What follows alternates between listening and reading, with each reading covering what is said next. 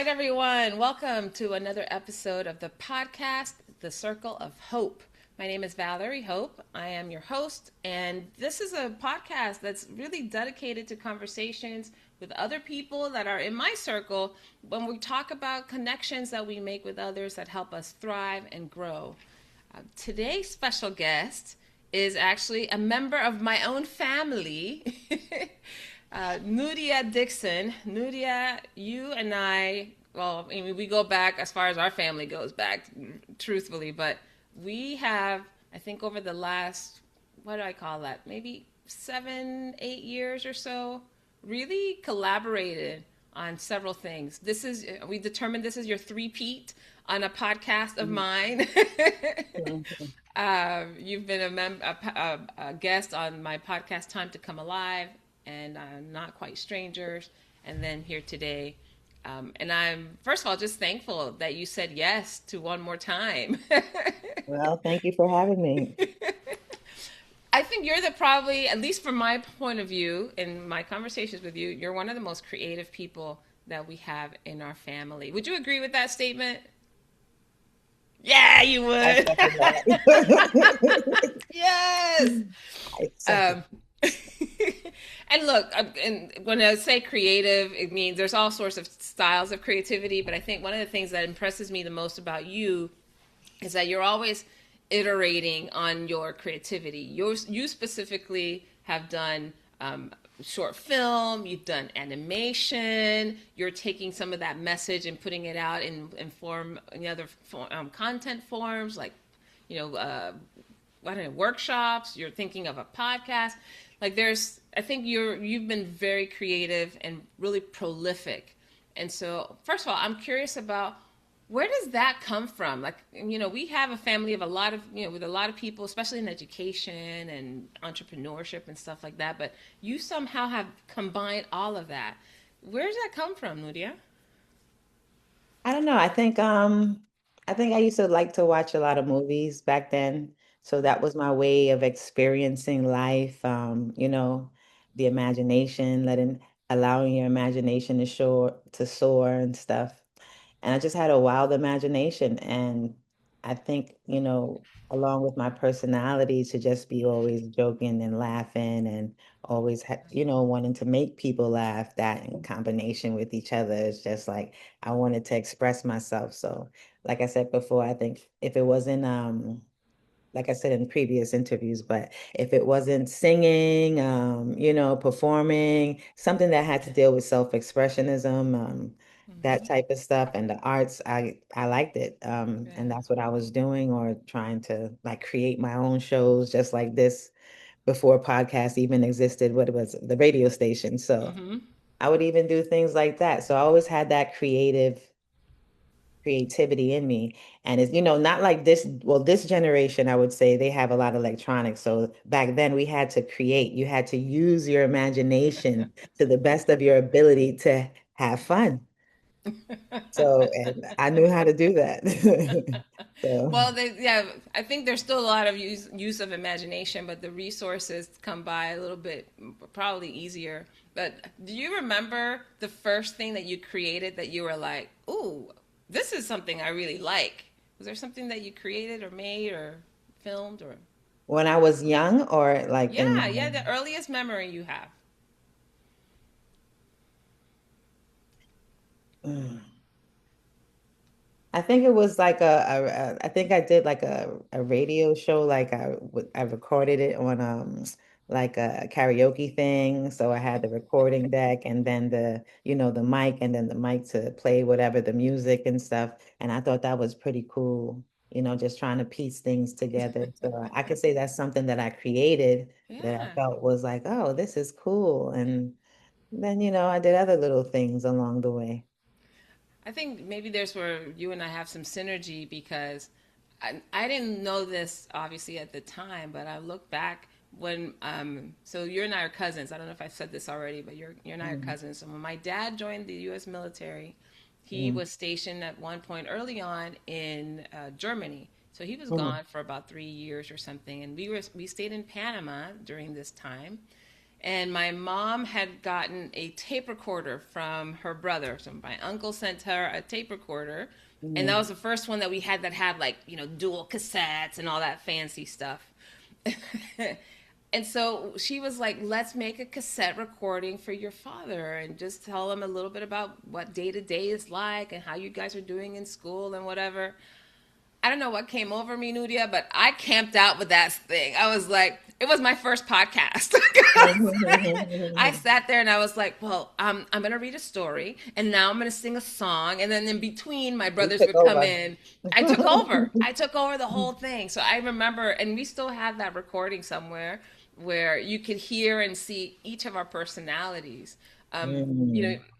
and I think it's so fascinating to think about those moments as we're children, right? When you think about the stuff that you create now, how is that different? How is that the same from how those initial moments of inspiration? I just think the difference when it comes to now is just probably the message and what I would express, you know, in my Mm-hmm. life, in my adulthood, with my experiences in life. Previously, I was young, so everything was just fun and games and just, ha ha ha and stuff.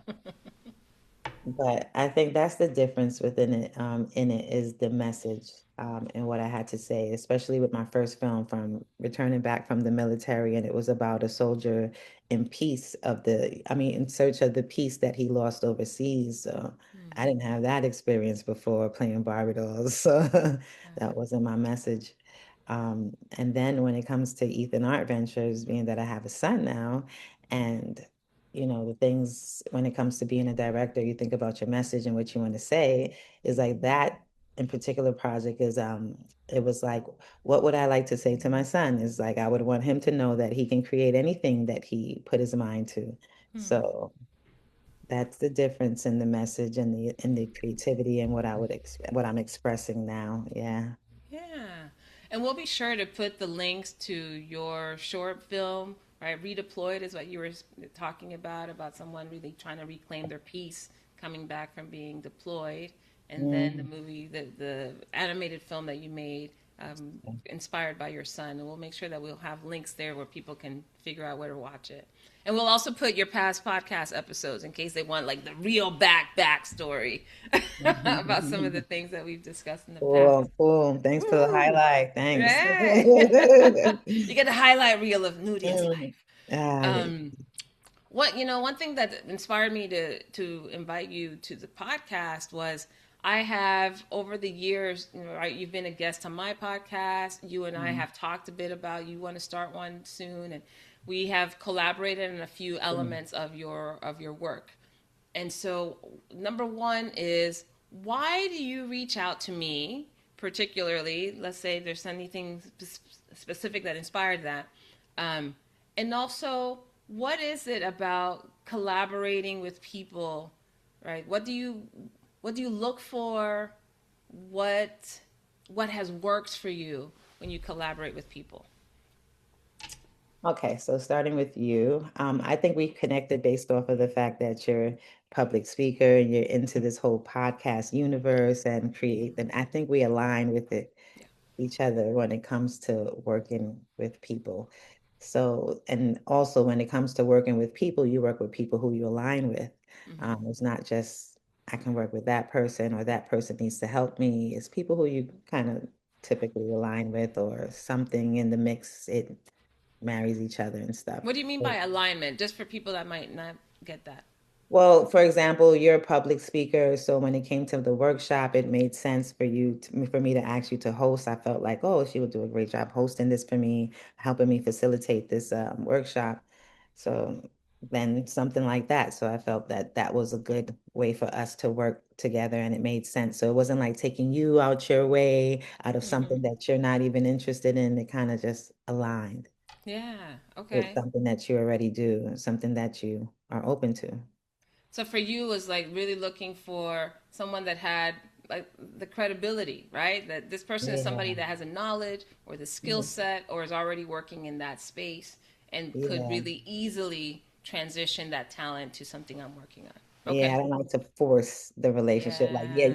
I need someone to do this, and I need you to just sit here and facilitate this with me. And they're like, well, I don't like children, or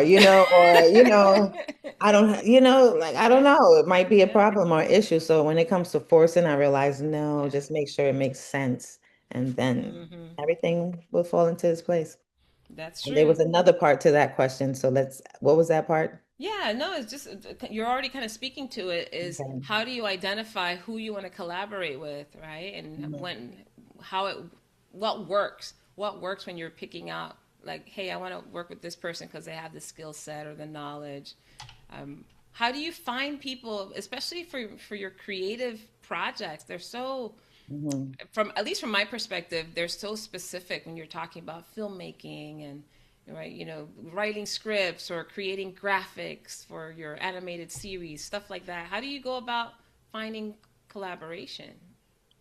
Okay, so so whenever you're trying to film something or like do a movie, a short film, whether if it's a short or a feature production, you're gonna have to put out an ad looking for crew members and stuff like that. So it's a process. So in your pre-production, there's three phases for, a production to film something. You have your pre-production, your production, and your post-production. Your pre-production is typically setting up everything, your paperwork, your logistics, all those things, your crew members, and then the Okay. production is the actual film Mm-hmm.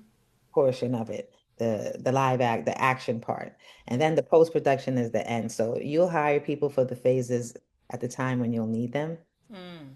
Um, in a sense, so it's broken down like that. So I guess when you're already in that film world, you'll know someone that knows an editor that worked on this project, or you probably worked with one that you can probably work with again, or you probably seen someone's work and you want to work with that editor and you reach out to them.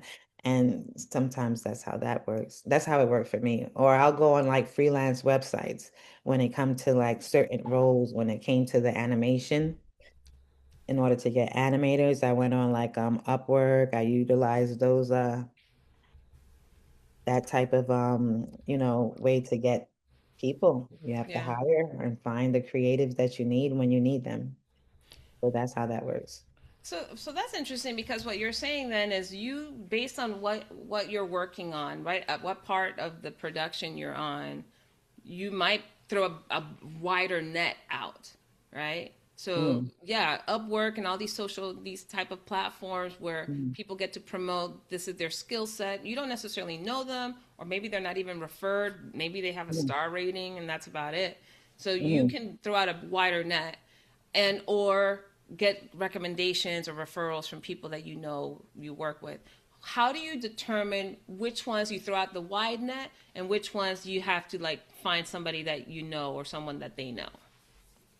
It depends on what you're looking for. So now when you're working with someone, you want to look at their work and what they can do. So Okay. say if it's a director of photography, which is the, cinematographer, the person that records, handle One the that does camera. that. Yeah, so they help I'm you holding get my your fingers up like a screen for those that are listening to the audio. they basically help you get your picture, capture your look of Okay. the essence of your movie. Mm, So a role like that, you want to make sure you look at their work and see if they're able to achieve what you're looking for, if they can complement. And sometimes you can see that through the work, or you'll feel like, well, I believe they can do this because if they did this and this is the quality that they can bring in with some type of different storytelling or direction, creative direction, you could create good things and you can kind of go from there from looking at their work. So I'll pick like that. I won't pick based off of, oh, this person serviced this person to me. No, it mm, has to make sense too for your work. So like if I'm looking for an animator to animate animation, I want to make sure that his work speaks for what I'm looking for. okay. Yeah. So you His, need the proof. Basically, what yeah. you're saying is you need proof that this person has the ability to capture and execute on the vision. Yeah, especially depending on the title. When it comes to your DP, your director of photography, yeah, you're gonna want to make sure your picture is gonna look a certain way. When it Hmm. comes to your editor, you want to make sure like, wow, I like his editing style, or Yeah. he will be able to bring out what I'm trying to convey. Well, since you've worked on several projects now over the last few years, can you share like an example or story of a time when you found somebody that was a great match for your vision and somebody that did not work out? Like, give us a bit of the contrast. Hmm. Someone You don't that have to didn't. name names. We don't have to put anybody on blast here. You know what? It's funny that you said that someone that didn't work out. I felt like something didn't work out on one project that I was working on, and I'm not gonna say what it was and what it is, but it made me have to reorganize everything on how I was gonna, the order of the shoot and stuff like that. So it felt like it didn't work out, but in the end it did work out. So sometimes what you think is not working out works out in the end. Okay, you got to give us a little bit more than that. You don't have to tell us the project, but what did you notice was not working out? And is this somebody that you'd hired? Was this a volunteer? Like, what was the relationship? It was, and the relationship was because of it was a reference for someone else who worked Okay. with the person. It wasn't like I saw the work and was felt that, oh wow, they could Mm, definitely. I went off of something else. I went off of vibes. I went off of the relationship okay. connection, and that's what made me choose a person. Then I learned from that experience. That did not work. Isn't that the worst though? Yeah, Especially when yeah, somebody like pitches somebody that, oh, this would be great. You should go with this person. I know them. I try. They give you all the right information, and then yeah. what? So what did you learn specifically about someone bringing you a referral like that? What did you learn about how you how you vet? Don't take it just because they referred them to you. They have to complement exactly what you're doing. Okay. Make it make sense. Let me see their work and feel like, yeah, they can do that. Not just know, well, they have the ability to do it, and I'm gonna give them the chance to do it. You can do Mm, that at times, but sometimes when it's like you want it to be detailed and you want someone that can also bring something, yeah. add Yeah. something to it, not just execute, but Yeah. add their Hmm. creative perspective and touch to it. That can You know, help. I love that you're saying this because I've had a similar experience, not necessarily learning that somebody wasn't a good fit, but there are things that I'm very particular about that I have really strong opinions about, but I didn't want to be the person doing all the things. I Hmm. wanted somebody that could take my vision and escalate or expand it. And one of those people was Lucinda Summerlin. She and I used to work together at the Chamber of Commerce years ago, like 20 some odd years ago. She's been on a previous podcast, but as I was working on my website, I was upgrading some things on my website. So there was somebody that was doing all the design work and stuff. And I had a conversation with her completely unrelated, but I remembered that she loved designing logos and she always would do all the little graphic stuff for handouts and flyers. And I said, "Hey, can you tell me what you think about this?" Because I knew she had an eye. And she goes, "Oh no, I think this color. You need to do this, Valerie. Your brand is more like this." And I Hmm. was like, "Okay." So she like redid all of my branding, my logo, the Connected Joy logo, the butterfly, like all this stuff, the colors that I picked. She was very intentional about it. And I didn't realize the importance of having somebody that didn't only have the skill or the eye, but that could elevate it. I didn't Hmm. have to sit there and tell her every single little thing. She would always give me ideas and suggestions. I could always weigh in and I said, well, I like this more than that. But that was such a fulfilling experience to have. I didn't feel like I had to work hard. It felt like it was easy. Um, she was somebody that I already knew, but I didn't know until that moment how important it was to get somebody that just didn't execute, but that could like add on. You know what I mean? Hmm. That could just do more do more for us than just the bare minimum. If that Yeah, makes sense. yeah. Huh. You want someone that cares, that can. Hmm. Yes.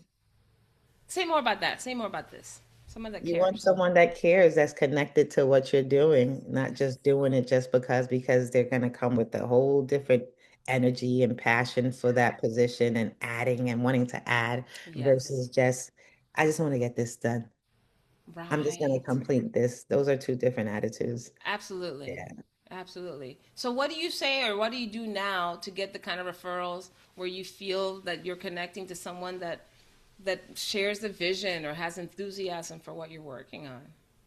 You just have to look. And there's times where I went on LinkedIn and reached out to people or animators to speak with. And sometimes it's based off of how they respond and Yeah. their not just that, their work at the same time. You could tell a lot about them, their work ethic, the energy that they're putting Mm-hmm. behind it and the interest. And it's like, oh, you don't just do this just because you really care. So you would actually probably deliver not just the work, but just the pipeline, following the pipeline Mm-hmm. and stuff.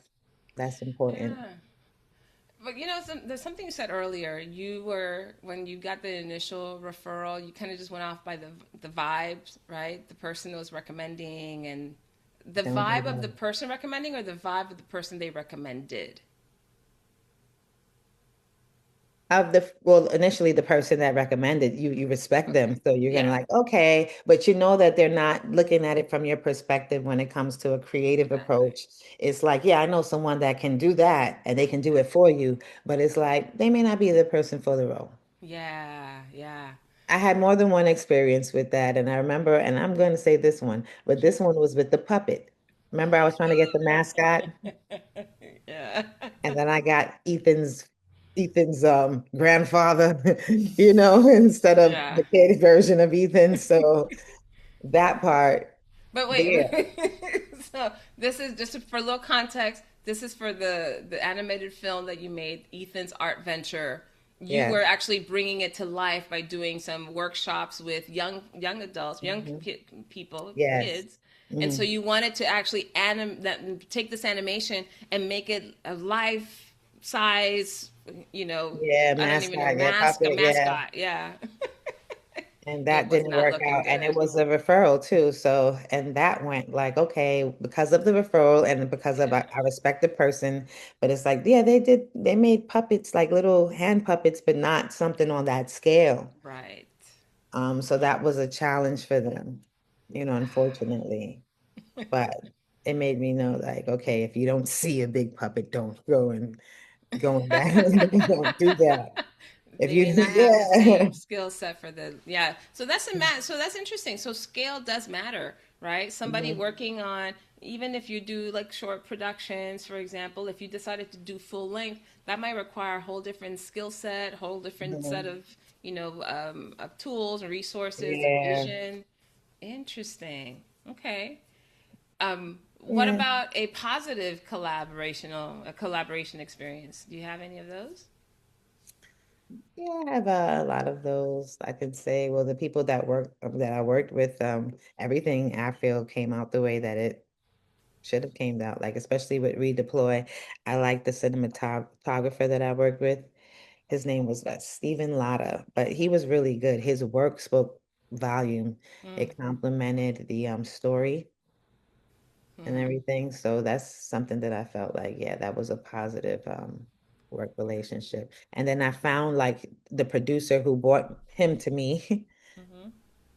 last minute and stuff. So, and she was pretty good too. I like the way she ran the whole production. She was very like militant about her stuff, organized, on point, punctual. Yeah. Yeah. Are you finding that the people that you work with are more like you in their temperament, personality, or do you find that they're opposite or in between? I think everyone's different. So it's like when you're coming together for a common purpose for the project, um, you're not really clashing too much with the personalities of the people. You do in a sense, but it's more about work, Yeah. and that creative approach to it. So at times, yeah, you can, but I haven't experienced that too much. Hmm. Yeah. Interesting. Yeah, I haven't experienced that where when it came to the above the line, which is typically like the producer or the Mm-hmm. DP, I believe I never really had an issue with that relationship. Okay. Okay. Well, probably the ones that I've stuck with, yeah. But, You know what works, so you stick yeah, with because I know those. I've had a few animators before. You're not a few, but maybe like one or two, and I didn't agree with how the work the work came out. So the delivery of the work. So those are relationships that you had to end because Mm, it was based off of the project. And not that it all end on a negative note, but one of them I actually liked the animator. Is just that when it came to like bringing me and showing me what I was looking for when it came to the art direction, it was like it just wasn't there. And yeah, I couldn't, you know, yeah, like maybe you could just work on the characters and maybe not the other portion, but just because she was nice and very yeah. professional and, but when it came to the art style, it's like, no, this has to speak for the cartoon. You needed somebody that was going to take that vision and really execute all of it, and not just portions of it. It sounds like. Yeah, yeah, yeah. Hmm. So, That's that. I find that I work. I don't know if I work best necessarily, but it's, like Lucinda was an example I shared. Working with Lucy, my niece, this summer. She's the one that actually helped me get this podcast out in the world. nice. It was excellent. I'm so glad that I did that. But it was in. She never asked. It wasn't like, oh, I want to do this. Mhm. But in our conversation about what she wanted to do over the summer, and I know some of her skill sets, and we did a little skills assessment or personality Mhm. assessment, and there are a couple of things that showed up that made me think, she might actually be really great at managing this project. And sure enough, she was so organized and detail oriented, and this is who she is as a human, anyways. With the podcast, Sorry. he was helping with the technical. Yeah. Well, Okay. not the technical, like the video and all those types of things.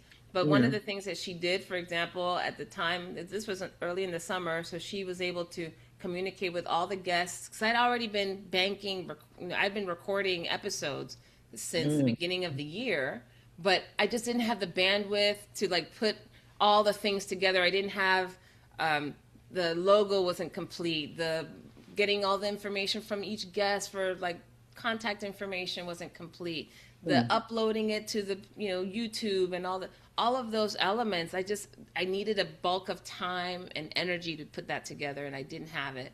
And Mhm. so I hired her over the summer and asked her if she would mind putting that together. And because of her detail orientation and how methodical she was, Mhm. she just executed so much. And it was also an opportunity for me to share like this is how you create an invoice, and you need to send me an as a paid Mhm. internship, you need to send me an invoice every week, and here's how we manage her time, and here's your timesheet, and all those types of really great entrepreneurial skills.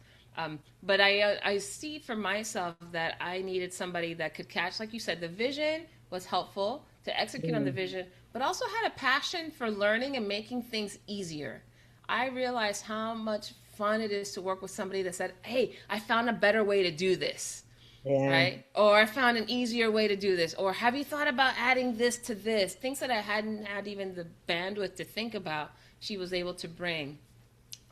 So she set me up. She got everything scheduled and set up before the end of the summer, and now she's all focused on her senior year of Mhm. high school and doing all her final year stuff. But That's I just cool. learned so much about how to find how fulfilling it is to have someone who, like you said, cares about what you're working on, Hmm. continues to learn about their craft, and is excited to do it. Those are Yeah. like non-negotiables. There's nothing worse than working with somebody, especially something creative, that's like, You're like, did you are do it you yet? I done? hate the vibe of it. Like Can't. why they wait till last minute and they're not gonna move on it. Like, yeah, so that part I've learned. I've learned. Other than like, I don't know. I guess if you're hiring them, you can terminate the person, right? You fire them or whatever. What else do you do? How do you then re what's the word? Once you started this project, you had a vision. This person came in, they weren't a good fit, or they took it in a direction that you didn't want. How do you get back on track? You just either get someone else and then you start over where you left off. Okay. And that's pretty much it when it comes to whether if it's an animation or something like that, and you have to stop mid animation, you would have Yeah. to get someone that can complement what's already there. Yeah. If it was something that's film, you would have to do the same and try to capture the same. Okay. All look right. So you that don't you're like you looking don't for. skip a beat. You basically just okay. Let's pick up where we left Okay, off. yeah, it's not like we get stuck at point A unless, like, God forbid, the cast member something happened to the cast member and the cast member can't play again and you're already filmed. You may have to start, over Yeah. again Yeah. when it comes to certain things, but Okay. it depends on what it Interesting. is and at what point in the game you are, so where you're Mm-hmm. at. So if you're filming and cast member gets sick, can't you got to start over, you have to start over from scratch, or you have to pause production and wait to when that person, it all depends on Yeah. what it is, the When situation. how do you go about sharing your vision with people? I have the impression that so many creatives, especially when it comes to film or even writing and those types of creative expressions, tend to keep things close to the vest a bit. You Mm-hmm. know, is that what's your approach to how much of your vision you share with people before it's in I don't production? much. I don't really too much. I like to wait till when I'm fairly probably clear with it. I probably share it with certain people, individuals, not Okay. everyone. Because not everyone can understand your vision. And then when you realize, well, let me think this out before I even share it, because then some people won't get it and they'll take it somewhere else. And that somewhere else might be good. It might add to what you're Yeah. probably doing and what you wasn't thinking about before. But typically, yeah, I would like to wait till when it's a little clear, but I'll share it along the way, and sometimes they'll shed some light. But I realize maybe not too much with other creatives too much when it comes to confiding into your story about seeing it your way, especially if they have a different approach to film, Hmm. different messaging, they may not get it too much. So I don't like to share it until it's really done. Okay, wait. So make sure I understand. So you're saying that you will share here and there as you're moving So through the my process, personal, yeah, people, unless yeah. they're like other creatives like you, then you tend to hold back a little bit. You're sharing your Yeah, I don't vision. share with everyone. Yeah, I wouldn't Okay. share it with every creative. I would probably share it with the ones that probably would read it, take the time, Yeah. give me some good feedback when it comes to just Okay. clarity with story, but I wouldn't give it to everyone for that because I may not feel like you would give me the clarity for the story. Hmm. Okay. So why Interesting. am I sharing, all of that? You realize, oh, you're not supposed to share it with everyone. Well, so what is your criteria for who gets that share? How do you determine when is the right time to share? Well, how do I determine when? Okay, so like say if we're speaking, for example, about a script, Yeah. because that's what I'm thinking about. So Okay. when I would share a script, I would share it once it's complete, and then I would share it probably to someone that I know that would give me a good response when it comes to clarity of the story and of the story structure. Okay. How That's would always something that I would like to know about the story structure. Then I'll probably have someone that, oh, they may give me some advice when it comes to the story itself, like if what to do as far as elaborating here, what they thought about this. I might want to hear what their thoughts are on okay. certain topics. I just wouldn't share it, with any and everyone. So what you're saying then is you get very specific about what you want that person to look at. So in some cases you ask, tell me what you think about the structure. And they then go through and talk about the structure. That person Tell, that would speak about structure, that would yes. break that down. Yeah. And then the other person might be more about the overall content or the emotional flow or The something, mood or something the like that. mood. Okay. Yeah. That's actually that's really good. That's important to know what feedback you want and Hmm. ask for it, because I remember even as a speaker, that's one of the greatest lessons that I was taught in one of the public speaking courses that I did. And they said, when you're in a group of people and you're sharing your speech, in this particular class we did that often. We had rehearsal groups and we would all share our little keynote Hmm. portions. We'd have a few minutes to do that, but before we started we would always ask how we needed them to listen. Hey, I need you to listen for clarity, I need you to listen for creativity. Tell us, I want you to tell me how um, about the vocabulary, and this is who my audience is and whether that matches or not. So once we told them what we wanted to listen to for, then we would read the thing, and they Mhm. could give us real specific feedback about that, rather than people just, oh, I didn't like that, or oh, that Yeah. was funny. I'm like, I don't care if it's funny to you or not. Exactly. So that's why I would ask specific certain people for certain things because then Yes. you'll get the things that you're not even looking for. It's like, I did not like care. I did not think about that is not done yet. Stop worrying about that. Like, Exactly. so I like to Exactly. kind of direct the attention with when it comes to, so tell me what you think about this story. Like, I think that this could happen about this. So then I Hmm. might go to someone else that they may say, well, I think you don't have a three-act story or something, or I'm Hmm. waiting for something like this to happen here, or I'm waiting for the big Yeah. denouement or whatever you want to call it. And yeah, and some people won't see that. They're just like they see story in a different way. Hmm. Some people Hmm. see it with the whole structure and how it's supposed Yeah. to be laid out. That's And there is a good. formula to that. But yeah, I think Yeah. that's important for any of us that are working on something, whether it's creative or a real straightforward, logic or rational thing, that we find people and let them know what we need from them. Like, we have Hmm. to be real specific about what that is, and if it matches their abilities or their interests. Some people really love doing the big picture and then figuring all the details. But if you're saying, "Hey, I'd like for you to take this and make," they're like, "No, that's not my thing. Yeah. I like to do things this way." And then you can negotiate, or you can decide that maybe that's not the best fit for this project and Hmm. move on. That's interesting. Um, Talk a little bit about how you have in like how has the relationship with all these different types of creatives or these business people, right? Because you've also started your own organization now. But when you think about your arc, how you've grown from where you started to now, how Hmm. have all these relationships served you, you personally, not just your projects? Well, I can say that it helped with my projects, helped me shape me as a director, a visionary, a creative, in a sense, guide me along the way. Because without the people along the way, I probably wouldn't know what I know.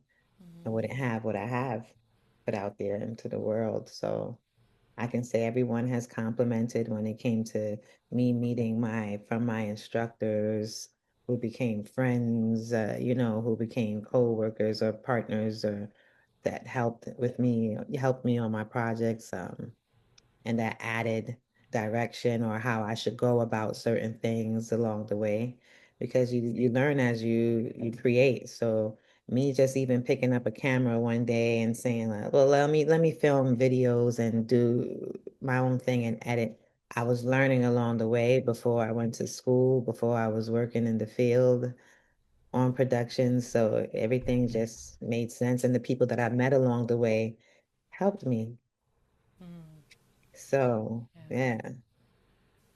I don't know why this may be a memory that I have or an assumption that I made, but were you initially eager to ask for that kind of support, or did you find how did yeah how tell us a little bit about how you started to realize that you needed to work with other people to get your projects into fruition, yeah, to make them Um, come alive. I think when I was in my bachelorette program, I really was saying then at that point that yeah, I Did you say wanted your to do some, bachelorette program? yeah, Your bachelor. my bachelor, my I was bachelor like, oh, program. what kind of program? A bachelorette? Okay. I'm Y'all go to sorry. Cancun or Uh, something? yeah, my bachelor program when I Yeah. was during that time, I didn't pick up a camera. I think I just learned that I was able to, I had a skill with editing for my senior project or something like that. Huh. And then, like, when I graduated, I said, okay, let me buy a camera. And that's when I started doing the videos and stuff on my own. So that's when I started to see, like, okay, hey, I got something here, or maybe I can do this part of storytelling. Well, I know how to edit. I Yeah. started figuring out everything that I needed to know, but it took me to have to get a camera in order to figure that out, Hmm. to see which seat I fell in. Like if it whether if it was directing, and directing was definitely not a thought. Mm-hmm. It was just that I wanted to tell stories. Maybe editing was it, but I still wasn't sure what it was until I went to my master's program. So there, that's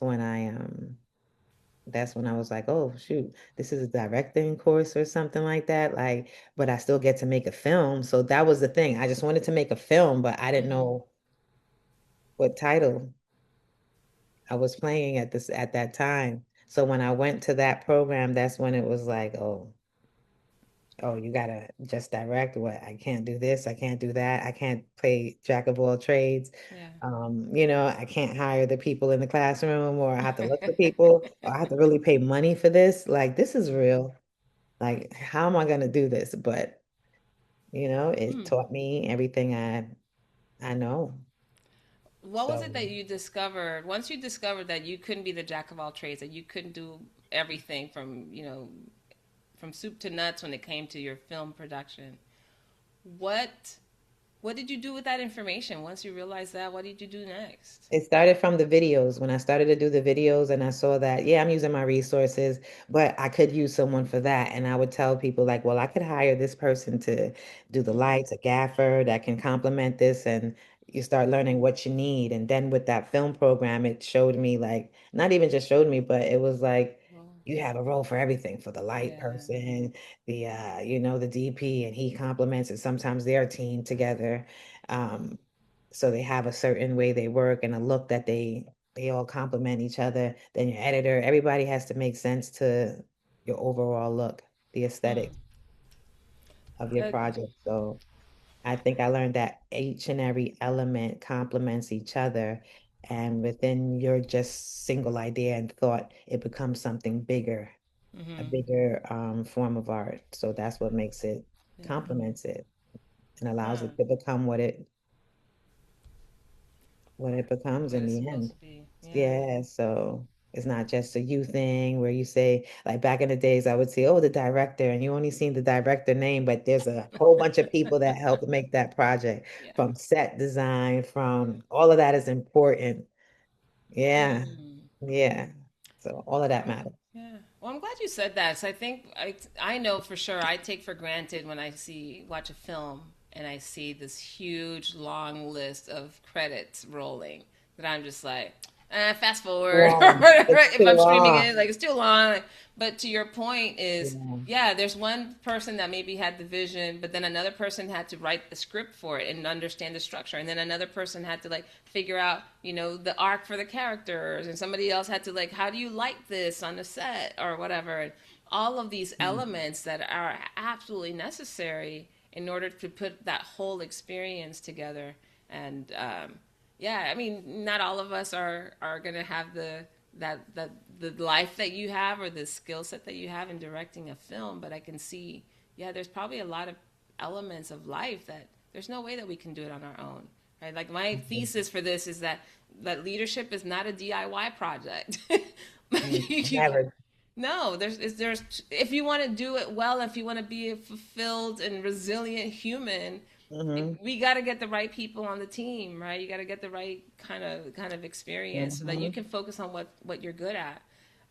Who's your dream team now? Like, do you have a group that you like? This is my team that I work with all the time, or how do you? Yeah, what are you doing now? No, I don't think I have a group. I think there's resources around, and I don't think it's a set group to say, well, we're working on this all together, but I think there's always a circuit that you can pick and pull from, Hmm. and it's like a puzzle and you put it together. Okay, so you That's just how it's working for me right now versus I have a set camera person that I want to work with this person all the time, and this is mm, the only person I want to work with. No, I like to work with other people when it comes to the cinematography, or especially like if it's something different, a different tone or a mood. okay, Yeah. okay. So you go for the alignment with the project versus just the skill set per se. Yeah, it has to make sense. Yeah. It has to It make has to make sense. sense. So it's not just because I know you and and you're a Yeah. DP, I'm gonna work with you all the time. Like I think that's a great way when you're coming up too and you're trying to build, but not all DP have the same. Hmm. output of work, but then you can work with them to achieve it, but do you really want to work with them to achieve it, or you want to work with someone who you think can bring it and add more to it? And not to discount and discredit the other person, like you can't create with them and then something beautiful happens, but I rather play it safe. Hmm. Yeah, I think that's Money's on interesting. the line. Money's on the line. And when money's on the line, when money's on the line, I'm not going to take risks, too many risks to say, Yeah. well, yeah, I'm going to take a chance with you. This is money and this is what has to speak. Right now, Mm. we don't have time for that. Yeah. Yeah. Yeah. I can see that. Yeah. When you have to put in you're investing time and money Yeah. and capital in something that you have to be a lot more, I don't know, picky is not the right word, but, more discerning about where you direct that energy and money. Make sure you Yeah, get what you need. Okay. money. Um, money. Yeah, that's the major issue is like money to even get funding. So when you finally have some form of funding to execute a project, you Yeah. better make sure that's what you want to do. Say more about that. What do you mean? Meaning like, well, when it comes to green lighting your script, you better make sure everything that you have in that script is what you want to execute. Ah, Yeah, because when you start filming and stuff, you better make sure this is what you want. When okay. you're putting your money on the line. That's how I feel when it's time for me to put my money into Mhm. my film. You better make sure this is what you want to do. Yeah, it's an Yeah, you expensive gotta. mistake. Yeah, man. Exactly. That's what right on me like, and I think that's what makes me take long to get a next project out because it's like you better make sure that's what you want to do when you do it. Or you want to do that feature length, you better make you're gonna spend that kind of money. Oh, That money could wow. pay off a bill too, but you better make sure you want to do what you're gonna That's do. really worth it. Yeah. Yeah.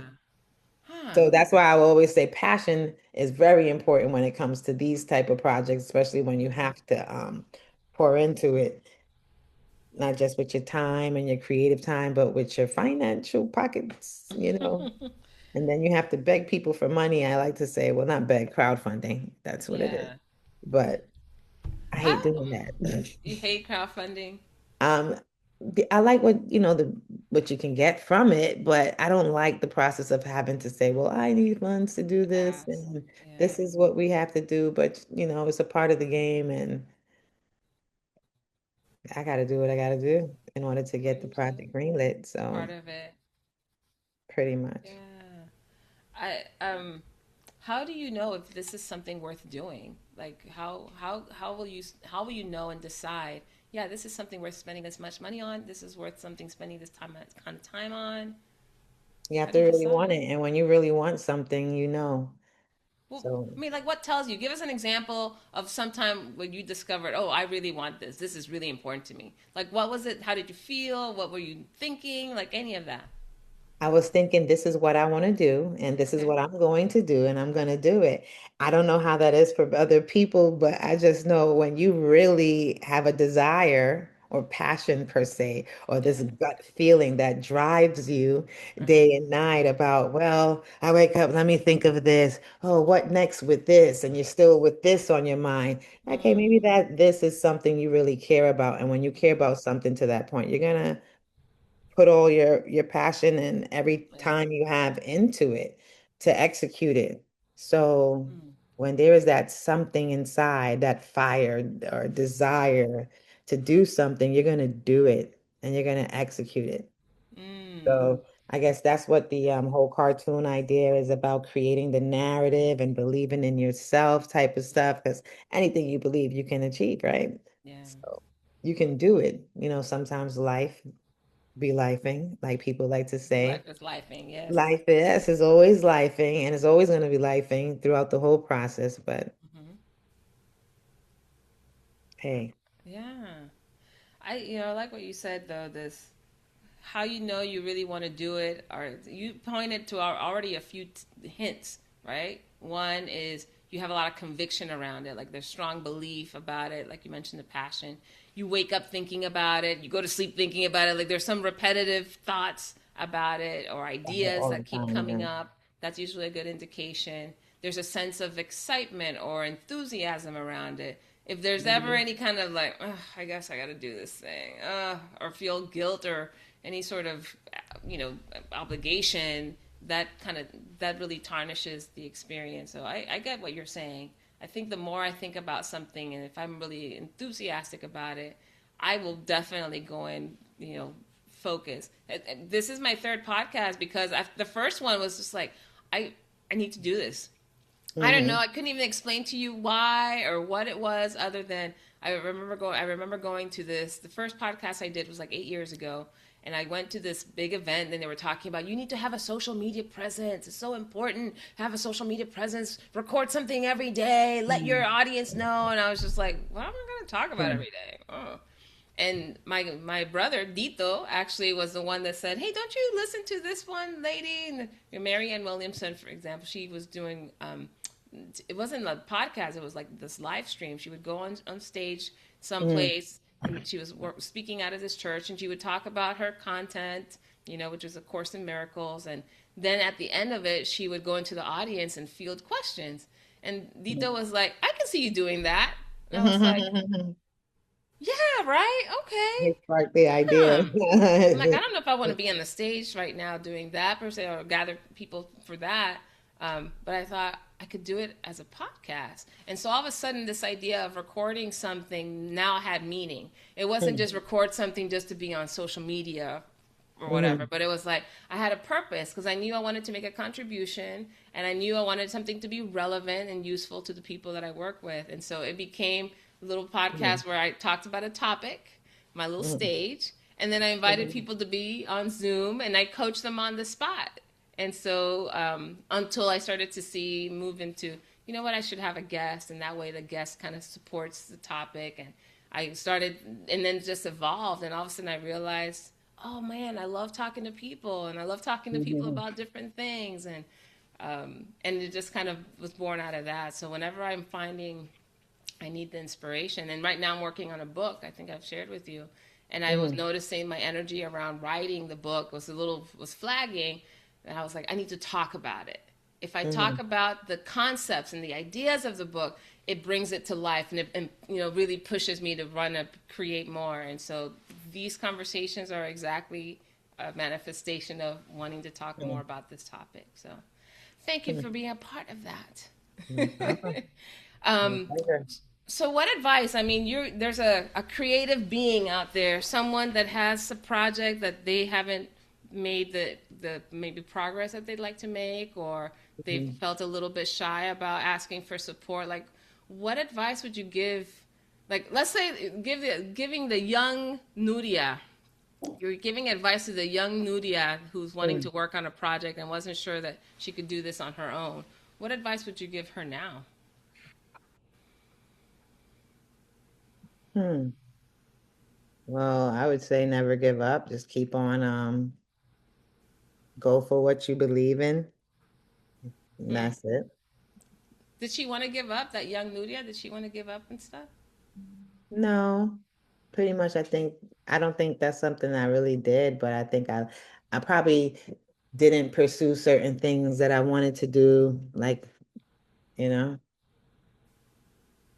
yeah, maybe something like that.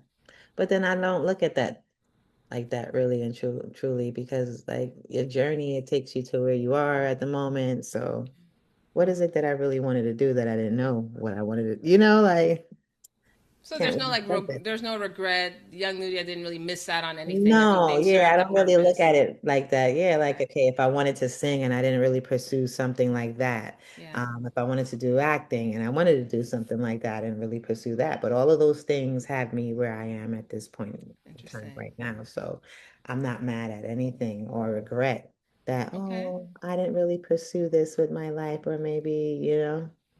Good. So you didn't hold back, no regrets. So then the advice then would be, so if there's somebody sitting out there that's listening or watching this and Mhm. wanting to take action but hasn't, what how would you speak to them? What would you say? Yeah, never give up because I could say this one thing I probably would say are kind of like acting. I used to want to do acting and I Mm, still would think of it every now and then. And I would say to myself, like, oh man, it's too late. You know what I mean? And it's like, well, mm, what's too late? Why are you telling yourself like it's too late to just do something you want to do? What's making you say that it's too late Yeah. and stuff? So that's why I would probably say never give up on some things that you would like to pursue and don't feel like you never could go ahead and do it if you still want to do it. Okay. I It's haven't never done it too yet, late. but maybe one day I might post them in something like, hey, she Well, I she mean, had you this could. really Well, I think what you're saying too is that if it's never too late, there is no mm, rush, right? Sometimes that people too. feel like there's a window, like I got to do it. If I don't do it now, I'm never gonna do it, or I'm gonna get too old, or I'm gonna have too many, whatever. But it That's sounds most like what people you're also. fear. Yeah. Okay. Say that again. I said that's most people fears. They feel like, oh, I'm gonna get too old. I'm too old Yeah. to do this now. Yeah. And I started to think like that, like, oh, that's a long time ago. Thought, Mm. why even venture into that right now? I don't have the same zest that I had back then. The same, I'm gonna get this done. I want to accomplish this. I feel like, no, that's too much on my plate. Like, no, take some off, you know? Like, like let's just have a little bit at a time. Yeah. Hmm. So acting, huh? Yeah. Okay. So if you had to put it out there now to the universe, what does that mean to you today? I mean, what's the vision? What would you be? What kind of projects? Or, I mean, as much as you're comfortable sharing, right? Mm, I don't know, a drama, probably. Yeah. Okay. Comedy. I would like something of that nature. You Drama, said comedy. dramedy Drama. No, drama and comedy. or drama? I would Let like me something like that. dramedy. That's you want the combo, or you prefer one or the other? One or the other. One or the other. I Okay. don't know. Maybe if it's dramedy, it has to be a good story. Like, Mm. but then when you're trying to get in where you fit in, you don't care. Like, this put me somewhere as long as I have a role, but not really, because you don't want to just anything. You can't really say that, but Is there? Do you have a? What kind of vision do you have about who you would work with or where you would work? I haven't thought that far. No. Okay. I Okay. haven't thought that far with it of who I would work with, but I know I would be on Hollywood if anything. In Hollywood. That Okay. far, yeah. Yeah. Yeah, So why bye not? bye East Coast. Yeah. I haven't fantasized, well, I would like to work with this alongside this person Mm. as an actress. No, I haven't thought like that in that No. sense. Yeah. I think one thing that helped me, especially when I was thinking about being a coach and a speaker initially, was I at the time was working at a corporation, a very comfortable job. I loved what I was doing. I was still doing some of the same stuff, coaching and speaking and all that, but it wasn't until I did a vision exercise and I started to write it down that I was like, "Oh, is this Hmm. something I would do on my own, like outside of this corporation? What?" And this is before I got laid off and all of that. I had no idea that I needed to even think this way. It was something that came up and it started to clarify for me how I would do it and what I would do. And I think I'm working on a project right now, not a project, but at the end of every year, I go through this process with this. Actually, it's called, I don't know if I have it here. It is called Year Compass. I have it right here, my Year Compass. And basically what I do is I take my year in review and I write down all the things that I've accomplished in the past year, and then it asks questions about like reflections on the past year and what's Mhm, worked and what's important. But it also asks, so what do you want more of? mhm, And so mhm, then I can go, oh, you know what? Or, what do you want in addition to? So I could start writing things that are more meaningful to me. So I would encourage anyone that's listening, or even you, Nuria, that if you mhm. have a vision for something more to add to life, is there something more that you're doing now that you can add? Is there some expansion? Is there a conversation that you could have and share with somebody? So very cool. Any final words of wisdom or anything that we haven't discussed that you'd like to share? No, I have nothing else to share right now.